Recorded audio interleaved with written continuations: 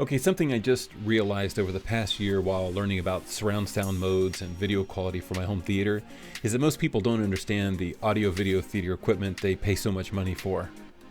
I understand most people just want to have a good experience, watch their favorite movies at home, and they want to keep things simple.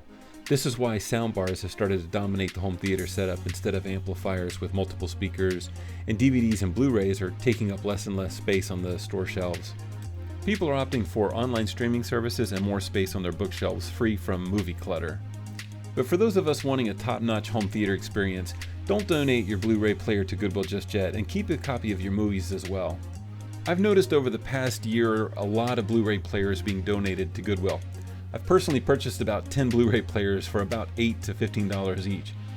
Why would I do this, and why should you hesitate before ditching your Blu-ray player? Let me share a little secret about streaming services. Even when you're getting good video quality through a streaming service, you're not getting the uncompressed multi-channel audio that you could get through Blu-ray. A large number of new and big-ticket Blu-ray movies offer either Dolby Digital HD or DTS HD Master Audio Soundtrack.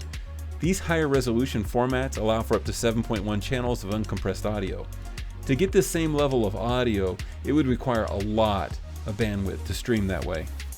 For most of us, this is just not possible. To put it another way, when you compress something, you lose some of the original video and/or audio. And if your internet is slow or congested, the quality will default to a lower quality to compensate. Think of it like this. Your Blu-ray movie is about 40 to 50 gigabytes in size to provide all that rich picture and full uncompressed 7.1 channel surround sound. So for most people, this is just too much data to stream.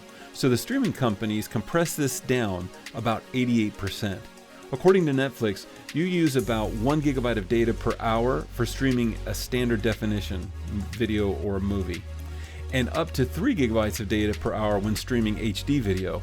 The rest is lost, and your theater is fully dependent on having the internet and streaming to even function. Here's another reason to keep your Blu-rays and Blu-ray players around for the future. As the next generation of technology comes online with 8K, 16K, you'll be able to pick up the old 4K players and projectors on the new and used market at a fraction of today's price. Today, 2K 1080p looks great, but 2K looks even better on a 4K TV or projector in your home theater. Streaming just can't compete in 2023 for the original uncompressed Blu-ray format. So before you toss the Blu-ray, take one out and watch it for the full movie experience.